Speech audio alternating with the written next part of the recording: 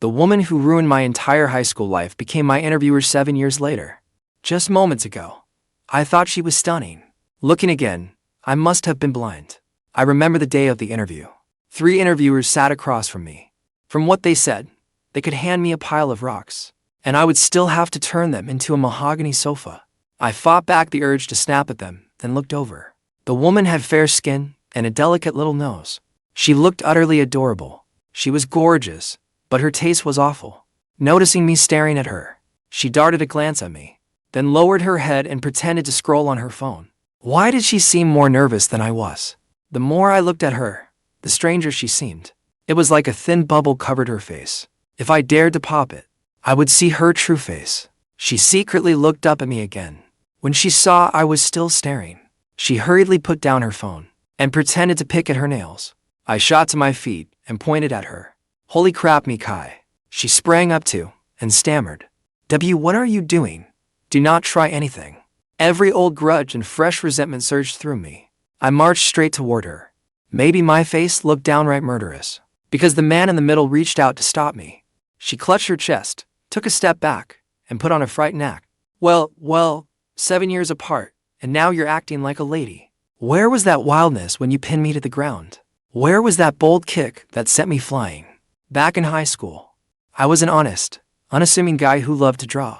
But there were 2 girls I could never forget. One was named Ruyan. The other was Mikai.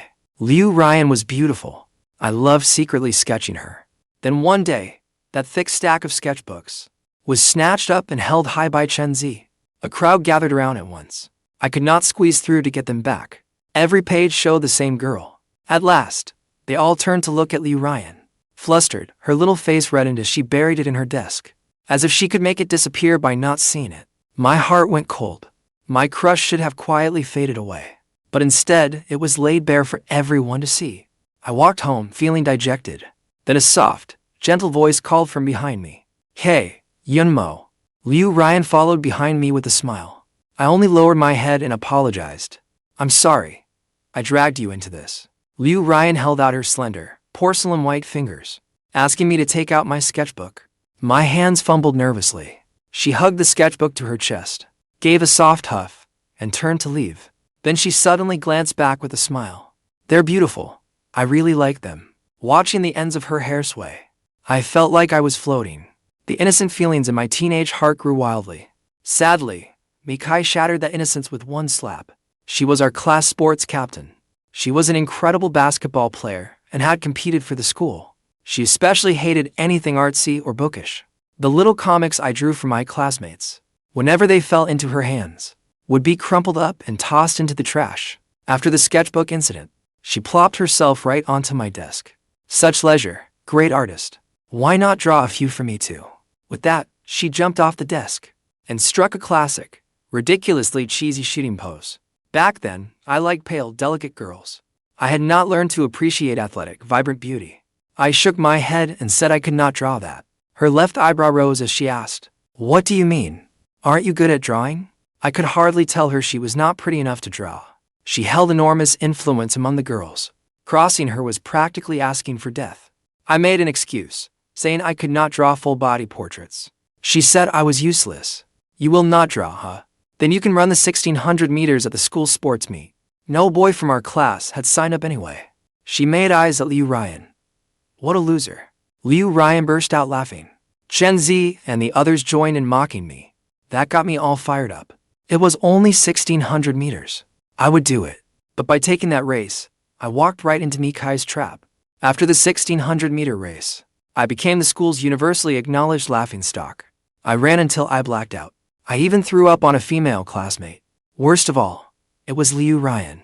After that, she began politely keeping her distance from me, and I had Mikai's kind intentions to thank for all of it. She absolutely knew I would humiliate myself.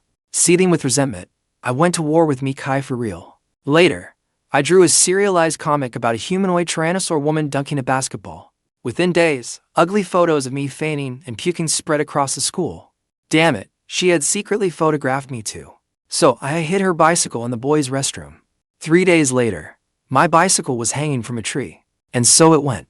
Too many times to count. I spent nearly all of high school fighting with her. As the college entrance exams approached, she got bored and asked to make peace. I glared hatefully at that vicious woman who had made a laughingstock of me for 2 years. Through gritted teeth I said, "A duel. Let's fight like men." She agreed without hesitation.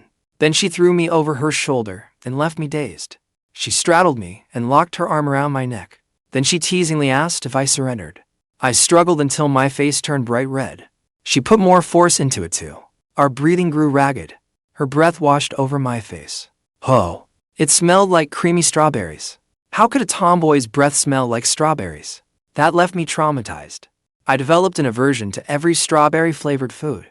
Then I heaved, wrapped my legs around her waist, and flipped her over. Then I straddled her and blasted her with my breath. Do not blame me for returning the favor. I had eaten chives and garlic. She stared at me with eyes wide in disbelief. Her gaze even seemed unfocused. She surrendered. She stood, straightened her clothes, and asked if I was satisfied. I grabbed the back of her neck and told her, "From now on, you're my sidekick." But to my surprise, grabbing the back of her neck was like striking her weak spot. Her whole body went limp, and she begged for mercy again and again. Once I learned her weakness, I finally had my moment of glory. From then on, she became my most obedient sidekick. For my college application choices, she even seriously helped me weigh my options. In the end, we settled on furniture design. That earnest expression as she tried to persuade me almost moved me to shake her hand and thank her. But reality proved that an arch rival is still an arch rival. She was never worth trusting. The afternoon we took graduation photos, I searched everywhere for Ruyan. I shamelessly went over to her, hoping to take a photo with her alone. After hesitating for a long time, she nodded. Just as I was feeling triumphant, an irresistible force kicked me flying to the ground. The camera captured the moment, me face down in the dirt. Mikai shouted, "Dumbass." By the time I got up, she had vanished. All she left behind was a footprint on my clothes. Chenzi said, "Mikai just gave you a flying kick." Ruyan covered her mouth, laughing as she walked away. Extreme anger can make a person remarkably calm. I realized that anything involving Mikai would bring me nothing but endless trouble. I ignored everything about her. No matter how she carried on, I would not react. After college, I joined a furniture factory. It was nothing like the elegant job I had imagined. After a full day, I would return to my dorm covered in sawdust. I worked myself to the bone, yet the pay was miserably low. More ridiculously, my parents had watched me like hawks in college, forbidding me to date. But now, the factory was full of men. Girls, love, a career.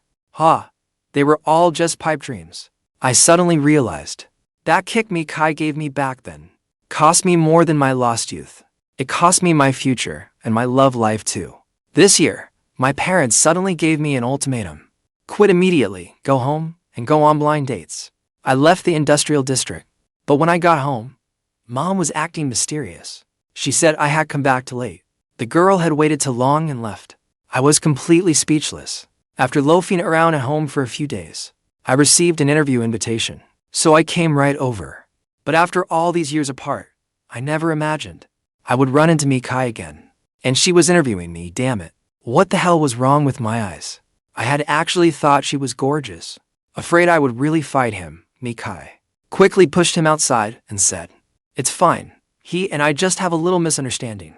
I grabbed the back of her neck. "Let's settle our misunderstanding." Just like before, her whole body immediately went limp.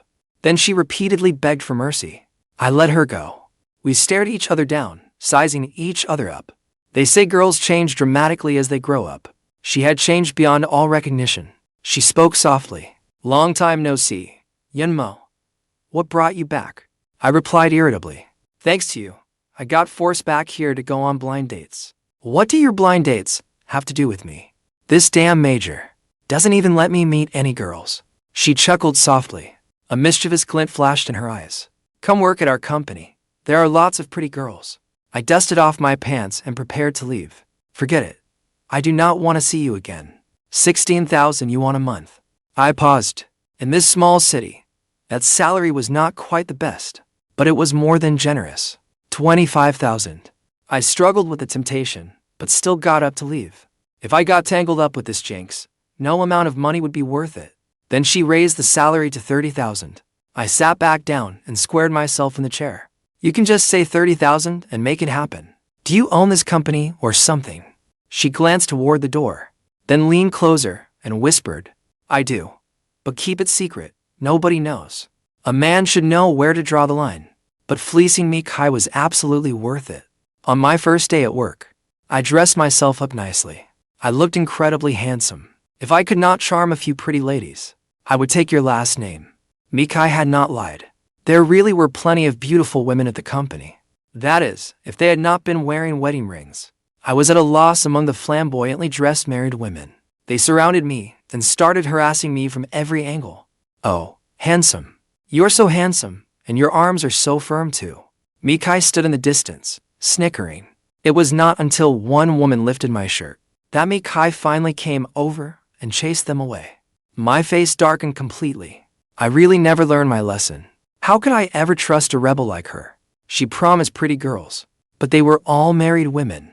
After work, Mikai stopped me. She said she would treat me to dinner. I glared at her fiercely. She immediately grew nervous. The 30,000 yuan a month we agreed on is real, right? She patted her chest and said, it's clearly written in the contract. Eyeing her girlish gesture with disdain, I said, stop acting like you are being picked on all day. You are not suited to playing the delicate lady. I turned to leave, but she grabbed the end of my hair, nearly making me fall over. Ha, your true colors are showing. I rolled up my sleeves, ready to fight. Yet she kept smiling sweetly. 7 years later, and you still explode at the slightest provocation. For once, she actually did something nice. She took me out for hot pot, mixing my dipping sauce, cooking my meat, and serving me food. I was curious. Hadn't she been a student athlete? How had she ended up opening a design company? She tilted her head at me, looking utterly demure. Her silky hair cascaded down. Through the rising steam, her face looked slightly hazy. She actually looked kind of pretty. I stared at her blankly. The image of the tomboy she had been in high school kept shifting back and forth in my mind. A chill ran down my spine. Holy crap, are all women born actresses? Then she raised her cup. Using tea in place of wine, she formally apologized to me. I sneered, back when you kicked me. I sure was not as carefree as you. As I watched her lower her head, and hearing her heartfelt apology, I was stunned for a long while. Then I suddenly lost all interest.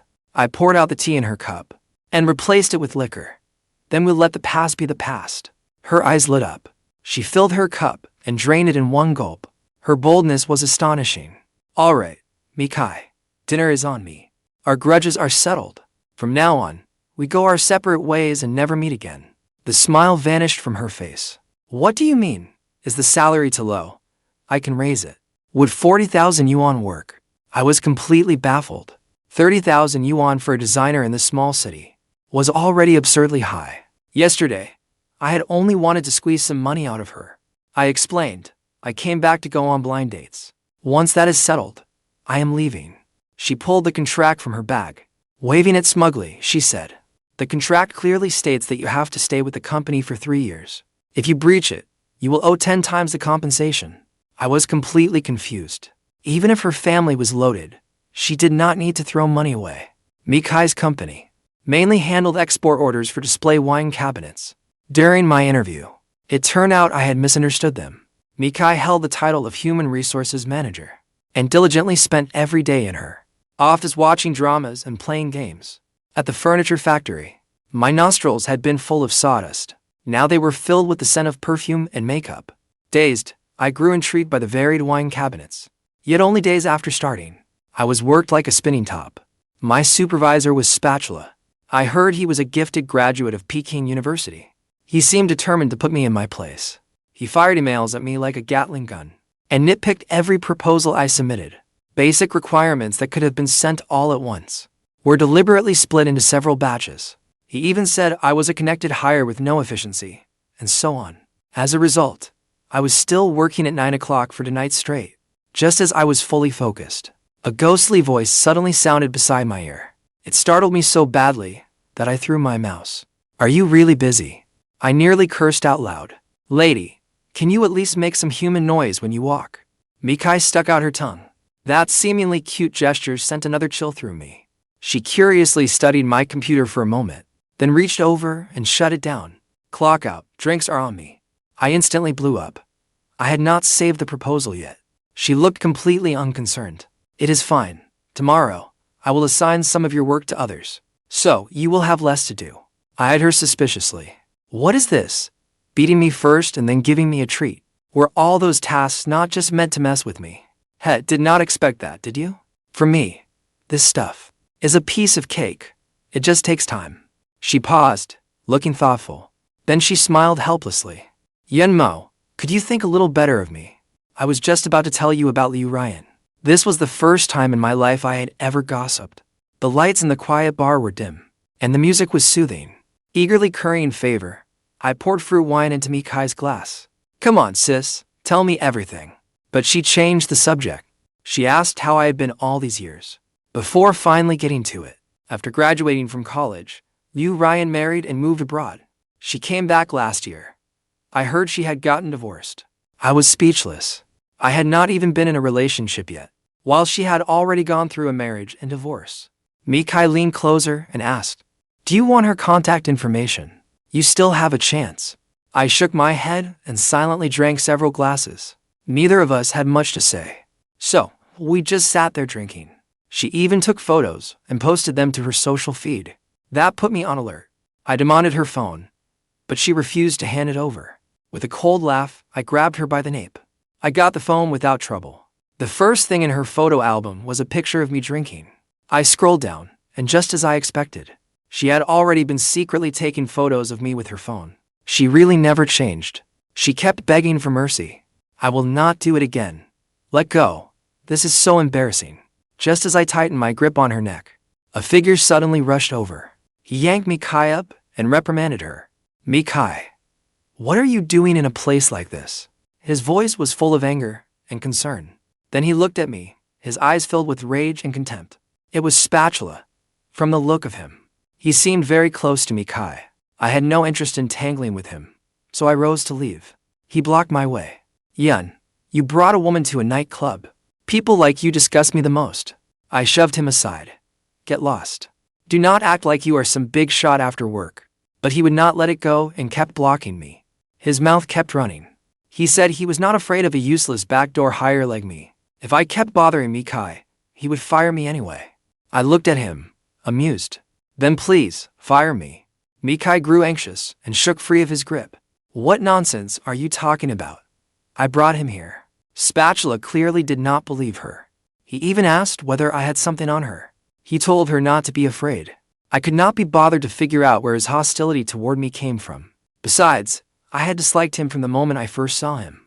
As I passed him, I deliberately slammed my shoulder into his. He flew into a rage. He reached out to shove down my head. I tilted my head aside and dodged, then drove my elbow into his chest. He staggered back several steps, his face flushed red. Then he tried to rush me again. Fine, ever since high school graduation. Whenever I remember the humiliation of Mikai pinning me beneath her, I had trained hard with a punching bag and dumbbells. I was not scared of him in the slightest. This time, Mikai was genuinely worried. She grabbed Spatula. What are you doing here? I saw your post saying you were at a nightclub. I was worried about you. I knew this idiot had tricked you into coming here. I will teach him a lesson. His face was twisted in pain. Yet he was still shouting about teaching me a lesson. I laughed inwardly. Some people are all bark and no bite. Soft underneath, but always talking tough. I turned and left. Mikai chased after me, apologizing again and again. She asked me not to be angry. I waved it off. All right. Nothing good ever happens when I get involved with you. Still unwilling to give up, Spatula grabbed Mikai's arm. Mikai, you really do not need to be afraid of him. Mikai's gaze instantly turned cold. Take your hand off me. I had never seen that expression on her before. Spatula was stunned. She tugged at my sleeve. Apologetically, she said, Yenmo, let us go. The next day, Spatula wore a sour expression, as he rejected every one of my files. Furious, I stormed into his office and demanded an explanation. He only stared at his computer without looking up. He said lightly, they are not suitable. For several days straight, his emails came drifting in like a blizzard. The message window was filled with accusations. I had paid attention to the timing. He had deliberately held back some of those emails. He timed them perfectly. There was enough time for me to finish, but only if I rushed. I took screenshots and sent them to Mikai. Boss lady, I am afraid I cannot keep doing this job. She replied, wait a moment. Soon afterward, in the group chat, that mysterious boss account spoke up. Notice, effective immediately. I will personally assign Yenmo's work. Xiaoqiu and Xiaola will assist with translation. No one else is authorized to interfere. Then the boss tagged Spatula. Yenmo's previously backlogged work will be yours to take over and distribute. The entire office fell silent. It confirmed the rumors that I was a connected hire. But damn, it felt good. Once my workload eased, I suddenly had nothing to do. Afraid I would get bored, Mikai kept finding new ways to entertain me. She even egged me on to play games. Sometimes she would sneak downstairs to pick up takeout. The two of us would hide in her office. As we ate and played, I could not help complaining. Boss lady, you are kind of stingy. You do not even provide afternoon snacks for your employees. She explained with a perfectly serious face. There are lots of pretty women at this company. They need to watch their figures. They cannot eat too many snacks. I scoffed. I was about to mock her as if her figure were anything special, when my eyes landed on her perfectly slender waist. So I obediently kept my mouth shut. One day, as usual, after the two of us finished gaming, we were about to leave work. Do you remember Chenzi? He is organizing a class reunion. He asked if I was going. Because of those embarrassing high school incidents, I refused. After graduation, I had wanted nothing more than to live as someone else. I had not stayed in touch with any classmates. With a teasing smile, she said, Ruyan will be there too. Do you not want to see your old dream girl? I hesitated, but still said no. I had not made much of myself these past few years. I would only be there to make everyone else look better. I had no idea what she found so funny about that. But she burst out laughing. I glared at her, annoyed. It took her a while to stop laughing. She shook the sports car keys in her hand. I will lend you the car and let you show off for once. You can play the boss, and I will be your secretary. So, are you going? I looked her up and down. Without question, I was tempted. If I could turn that vicious woman from back then into my own little secretary, then arrive in a luxury car, and appear before the classmates who once mocked me, then all my high school regrets and humiliation might finally be washed away. Suspiciously, I stared into her eyes. You are not messing with me, are you? You will not, at the reunion, pull another stunt and humiliate me again, will you? She raised her hand. With complete seriousness, she swore she would not. On the night of the reunion, when I picked up Mikai, I was genuinely stunned. She wore light makeup and an evening gown. She looked elegant, with a radiant smile. Damn, Mikai. You look amazing. Who would even recognize you looking like this? She blinked at me. Well, boss? A secretary like me makes you look good, right? I nodded again and again. A little embarrassed, I thanked her. But she looked me over and frowned. She marched me into a shopping mall, then made me change into a suit and dress shoes. The prices on the tags made my heart ache. But after changing, I really did look rather presentable. I immediately felt conflicted. Was spending this much just to show off really worth it? Mikai carefully straightened my sleeves and collar. Now, you look a little like a boss. Her fingers brushed across my neck. Goosebumps rose all over my body. I was definitely going to show off. Just as I was about to pay, the clerk told me, Sir, your partner has already paid. Ha! I was in a great mood. I threw an arm around Mikai's shoulders. Thanks, buddy. I will pay you back later. She shoved me away. Who is your buddy? She snapped. The reunion was held at a country-style restaurant. Fish ponds and flower beds decorated the grounds perfectly. Mikai walked half a step behind me, following close behind, her heels clicking softly. When we entered the hall, everyone's astonished stares made me feel pretty damn pleased with myself. Chenzi had become quite fat. As drinks were passed around, he secretly gave me a thumbs up. President Yun, how the tables have turned. You even tamed the demon girl from high school. I nodded nonchalantly. There was only one reason I was pretending to be mysterious. Ryan's seat was right beside mine. Actually, the moment I arrived, I had been searching for her. She sat in a corner, wearing a light blue dress, with a blue headband in her hair. She was still as innocent looking as a student. You could not tell at all that she was divorced. As we took our seats, Chenzi tactfully guided the Ruyan into the seat beside me, facing the girl who had once been my unattainable dream. I worked up the courage, but all I could say was, long time no see. Covering her mouth, she chuckled. President Yun, You have done so well for yourself. No wonder we never hear from you old classmates." She raised her glass and clinked it against mine. Her knuckles brushed the back of my hand. I actually got nervous. Mikai was surrounded by people too. She had commanded enormous respect in high school. Now the crazy girl had become a beauty. Quite a few male classmates crowded around, showing off. She wore a faint smile, but did not touch a drop. Then she looked at me, pretending to be annoyed. "I still have to drive my boss home later, so I cannot drink. Let President Yun drink for me." Seeing she was really making me look good, I relaxed and accepted every drink offered. Halfway through the drinks, Ruyan slid her phone toward me. Her WeChat QR code was on the screen. For a moment, I was dazed. After graduation, she was the only classmate I had ever asked about. I had tried adding her several times, but she never replied. Yet now, she had offered me her QR code herself. And throughout the entire reunion, not one person mentioned the embarrassing things Mikai and I did in high school. It suddenly felt unreal and painfully ironic. Once we had finished reminiscing about school, the rest was all about everyone's social standing, networking, discussing partnerships, and the like. Mikai handled it all with effortless ease. Only Ruyan, perhaps because her experiences were so different from everyone else's, went outside alone. Tipsy, I followed her out. I expected it to draw laughter, but everyone acted as if they had not seen us. Ruyan stood in the corridor, gazing blankly at the sky. I stood beside her.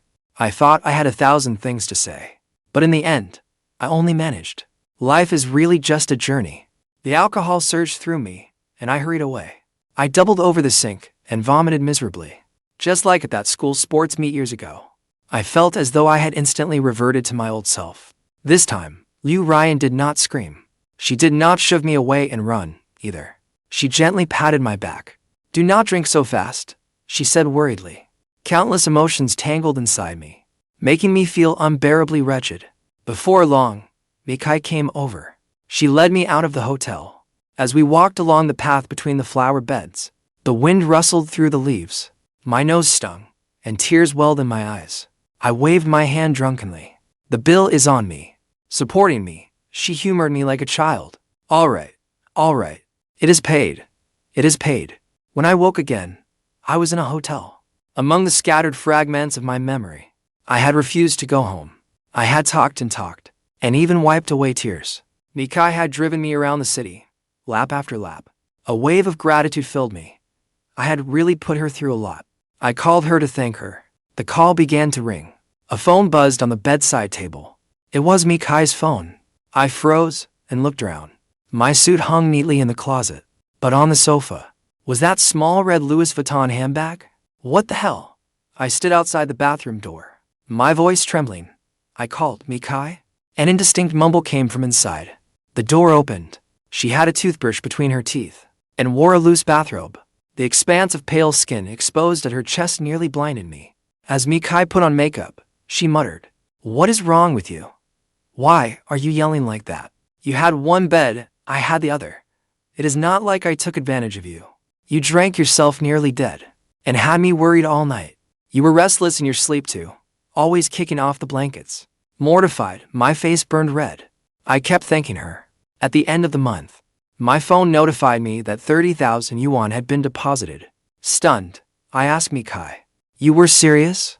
She looked at me as if I were being ridiculous. "Is there a problem? If you want a raise, you will have to wait until next month." I was completely baffled. Either my abilities had been severely underestimated before, or this company was using design as a cover for smuggling. Before I could say anything, she frowned and said, "Come look, there is a problem with one of our products. The client wants compensation." It was a wine cabinet I had designed. Its load-bearing capacity had failed. I carefully checked the design plans and traced it to the support bracket on the cabinet side. I cursed. Someone had altered this measurement slightly. No wonder it failed. She reassured me not to worry, saying she believed I would never make such a mistake. After thinking for a moment, I sneered. "What good is your belief in me? We still have to compensate them. This is Spatula's handiwork." She shook her head. "We cannot be sure. Now we either compensate them or send it back for repairs.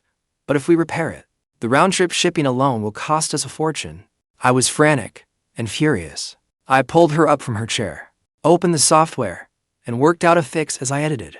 Add a small, floor-standing steel flagpole to the side, and it will solve the load-bearing issue. And look, it even improves the design. It makes it more distinctive. Ask the client whether they will accept it. An hour later, she grabbed my arm and shook it. Yunmo, you are amazing, the client agreed. I gave an awkward smile. The problem was solved, but I could not tolerate Spatula's malice any longer. I just wanted to beat him up. As I stood, Mikai pushed me back into my seat. See, you are still acting like a child. Besides, he is the design director now. He handles many of our jobs and clients. I was seething, and I could not understand it. Why did that bastard hate me so much? Mikai rolled her eyes and muttered, "Blockhead." I thought Mikai would deal with it gradually. Instead, she directly demoted Spatula. That was when he finally dropped the act. He pulled over a chair and tossed down his resignation letter. Then he propped his feet on the desk and sneered. "Fine, Yun. Looks like you have powerful backing with the boss. I quit this dump." Then he put on an aggrieved look. "I only wanted to be an ordinary guy and get along with all of you. But all I got was your cold shoulder. Fine, I will come clean. Let me introduce myself again. I am the president of Tianhong Company. Mikai, I only came to this dump because of you." According to him, 2 years earlier, he had attended a job fair in person. Mikai had happened to be recruiting there too. He fell for her at first sight. The role Mikai was hiring for suited him perfectly. For love, he staged a performance of a company president applying for a job. "Mikai, come with me." His impassioned declaration left us both utterly stunned. Mikai tapped briskly on her keyboard, finalizing his resignation, settle his pay, and have him leave immediately. After work, a Bentley was parked outside the company. Spatula sat inside. He waved at Mikai, and when she ignored him, he got out and ran over. Beaming, he said, "Mikai, I really did not lie to you. My feelings for you are sincere. Come with me. My company is far better than this dump. You will not have to worry about being bullied." Naturally, after saying that, he did not forget to shoot me a glance. Impatiently, Mikai raised her left eyebrow. I quickly moved away. I remembered that whenever her left eyebrow rose, her anger had reached its limit. Things could get physical at any moment, but she only took a deep breath, speaking every word clearly. "First, this dump you keep talking about is my life's work. Second, you altered the files without authorization, causing losses to my company. I will not pursue it, but that does not mean you did nothing wrong. And finally, you bullied my Yunmo." Her voice was icy. I bobbed my head like a pecking bird. Exactly. How could I possibly bully you?" Spatula's mouth fell slightly open, his face flushing red. He blurted out, "Do you know how much I like you?" "Enough. Stop being so dramatic and flattering yourself. Yunmo, let's go." But after only a few steps, she stopped again. She turned back and kicked him hard. "Damn it, you almost cost me a fortune. I am warning you. Do not harass me again, or do not blame me for getting rough." I could not hold it in and burst out laughing. Were those not the exact words Spatula had once said to me? When I saw he still wanted to keep pestering her, I waved my fist at him. He could only slink away. Mikai glared at me. "What are you laughing at? Is it that funny? Now that we have no director, you will take the job." I quickly stopped laughing. No. I cannot do that job." The next day, my office supplies had already been moved into the director's office. Mikai moved her little nest in there too. People around the company whispered among themselves. The whole thing felt strange. Watching her curl up on the sofa, binge-watching shows. I scratched my head and thought about it all day. Finally, I could not help asking, "Damn, why does it feel like you are keeping me?" She froze, the corner of her mouth twitching. After holding it in for a long while, she said, "What? Are you afraid people will say you live off a woman?" I spat. "Even if I did, I would not live off you." Seeing how hard she was trying not to laugh, I sighed. "Mikai, you really do not have to do this. I told you, we are even now." Over the past 2 months, I had often picked at her and given her trouble. But she had completely changed. She was always sweet and gentle with me. After a while, I started to feel guilty instead. Besides, she had made up for one of my old regrets. I truly had no reason to stay here anymore, even in your dreams. She tossed aside her tablet and said, "Do you look down on my lousy company too? Think it is boring? Or do you just dislike me that much?" The more she spoke, the angrier she became. She grabbed her coat and headed outside. I hurried to my feet and grabbed her. Do not say things like that. I just do not want to take advantage of you. The salary is simply too high. She was angry, yet amused at someone who complained about high pay. It was a first for her. Are you taking the director position or not? She wore the same expression she had when she egged me on to run the 1,600 meters. She slammed the door and left. Still upset, I went home too. I complained to my parents. Are you still making me go on that blind date or not? If not, I am leaving town. Mom still wore that mysterious look. She praised that girl to the skies. That night, Mikai sent me a link. It was for a design competition. She mocked me. Have you not always blamed me for tricking you into studying furniture design? If you have what it takes, prove your talent, win an award, and I will let you leave. Once again, she successfully fired me up.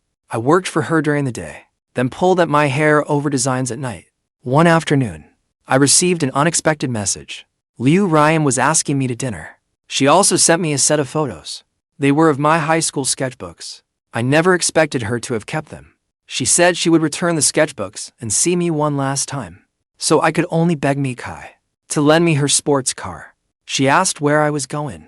I had intended to tell her the truth, but when the words reached my lips, I inexplicably felt guilty. So I said a college classmate was in town. I wanted to show off. Excitedly, she asked, "Can I come with you? You have never told me about college." Awkwardly, I said it was not convenient. She huffed and tossed me the keys. Ruyan chose Shuyunj by the river.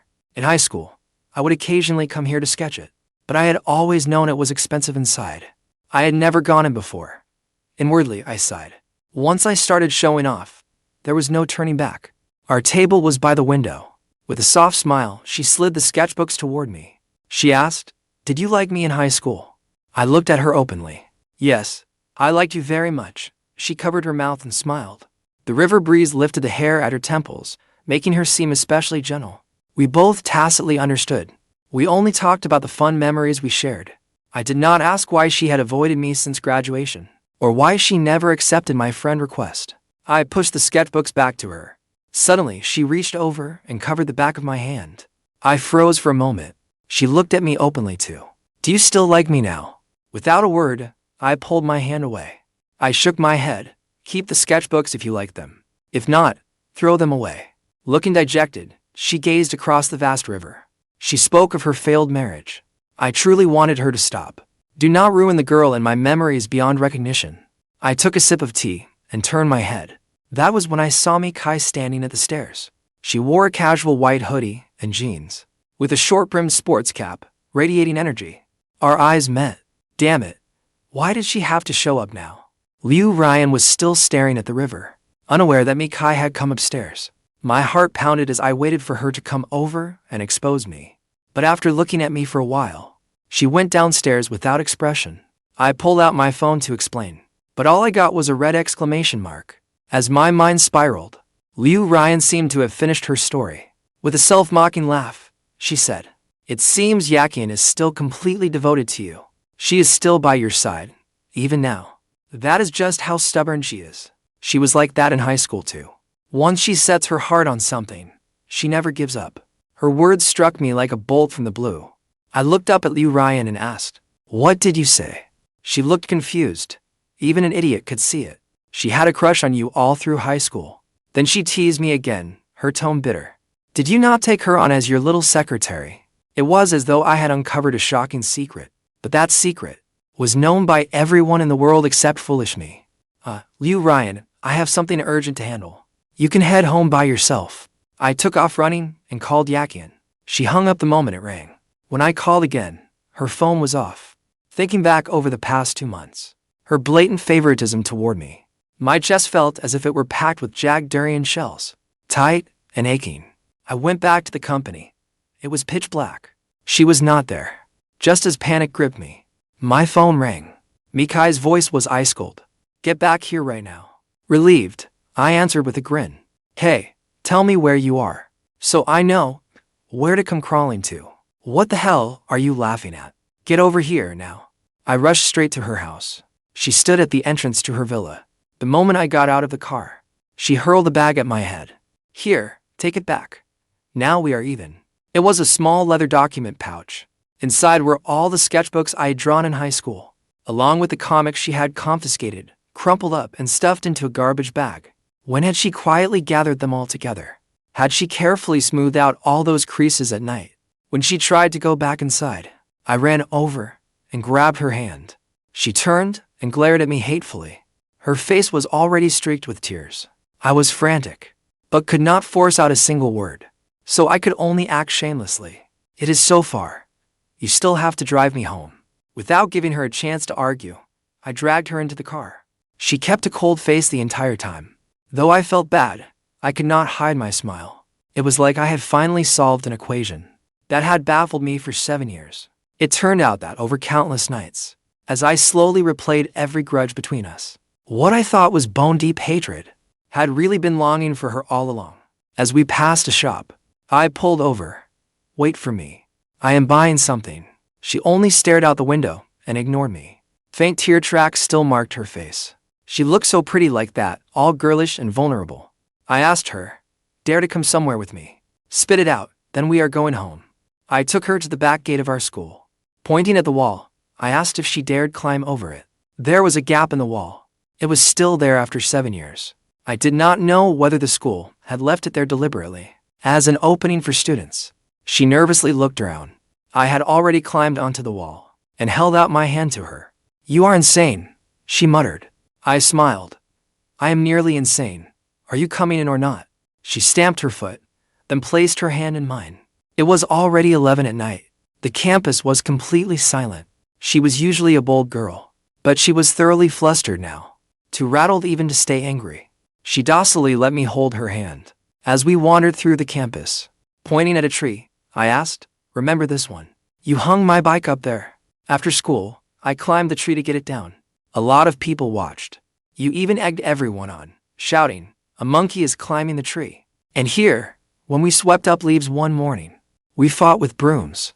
We broke them and got publicly reprimanded. I was the one who paid for them afterward. She gave a soft snort. Here. You kicked me face first into the dirt. And I had struck such a cool pose, too." She burst out laughing. "And that final duel. Actually, I lost. You threw me so hard, I was dazed." She scoffed. "Weakling. Then let us fight again now." She looked at the empty field. After a long silence, she said, "Forget it. What is the point? Anyway, in your heart, I will always be a tomboy." Silently, she walked along the white lines of the court. I followed behind her, stepping on her moonlit shadow. This is my first time back at school since graduation.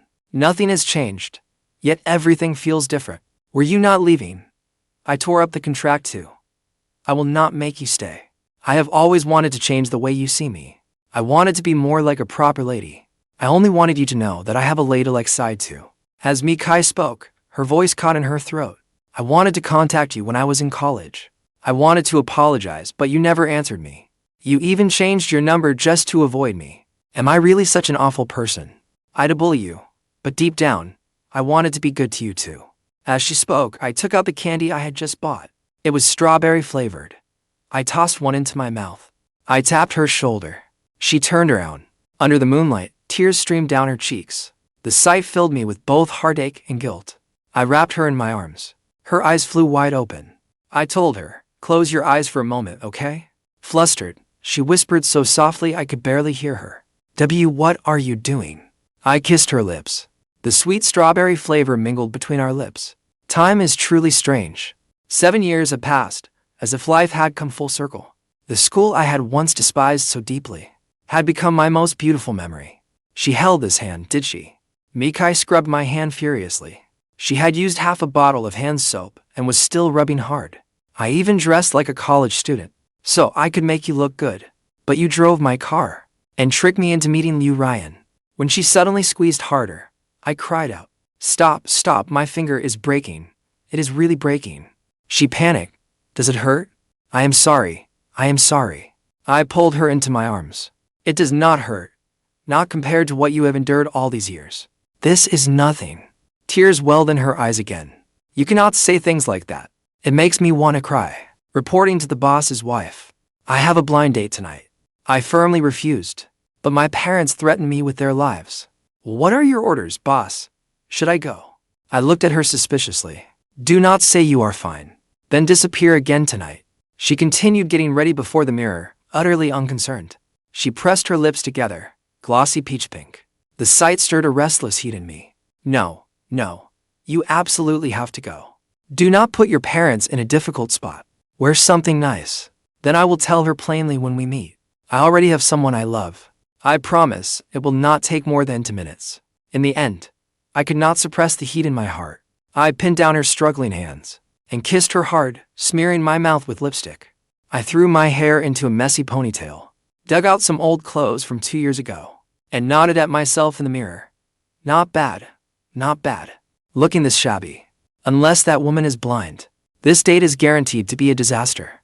Suddenly, I felt something strange. It seemed that every time I looked in a mirror, things changed afterward.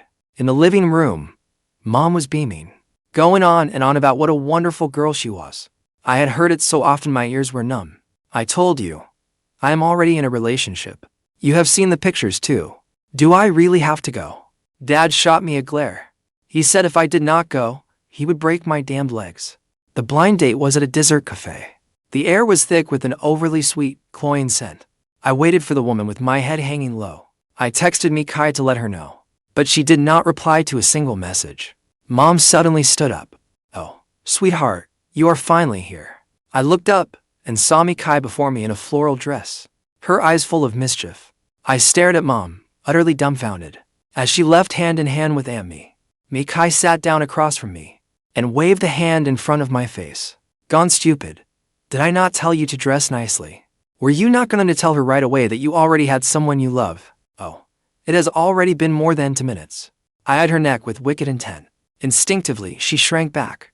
Now tell me exactly what this is about.